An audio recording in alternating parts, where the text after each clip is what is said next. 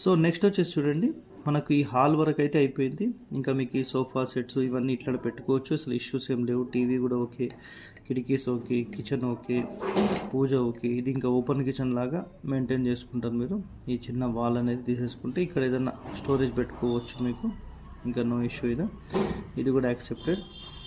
ఈ విండోస్ అయిపోయినాయి. డైనింగ్ కూడా ఓకే. షింక్ కావాలంటే ఈ ప్లేస్ ఎక్కడైనా తీసుకోవచ్చు, నో ఇష్యూ ఎక్కడైనా సరే. ఇది కూడా ఓకే, ఇది కూడా ఓకే.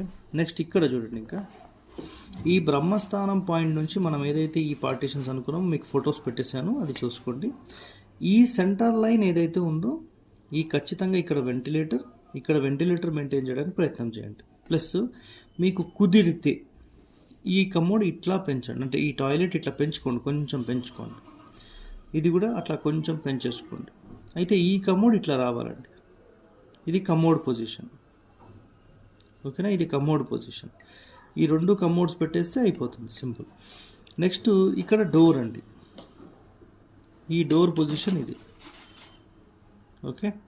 సో ఈ డోర్ పొజిషన్ మీరు ఇదే లైన్లో తీసుకుంటానంటే ఇంకా సూపర్, అసలు మీకు ఎలాంటి ఇష్యూస్ లేవు. ఈ పిల్లర్ కొంచెం ముందుకు వస్తుంది, కొంచెం లోపలికి ఎంటర్ అవ్వడానికి కూడా కొంచెం ప్రైవేట్ స్పేస్ అంటూ ఇక్కడ ఉంటుంది, ఓకే. నెక్స్ట్ వచ్చేసేసి ఈ కమోడ్స్ ఏవైతే ఉన్నాయో సెంటర్ లైన్స్ రాకుండా పక్కకు పెట్టాను. ఇక్కడ గమనించండి, మీరు పక్కకు పెట్టాను. ఒకవేళ మేము ఇంతే పెట్టుకుంటాం సార్, ఇది కిచెన్ పెంచుకోం, ఇది వాల్ ఇక్కడ పెంచుకోం ఎక్స్టెన్షన్ అనుకుంటే ఇక ఇందులోనే వచ్చేస్తుంది, ప్రాబ్లం లేదు అది, అట్లా, ఓకే.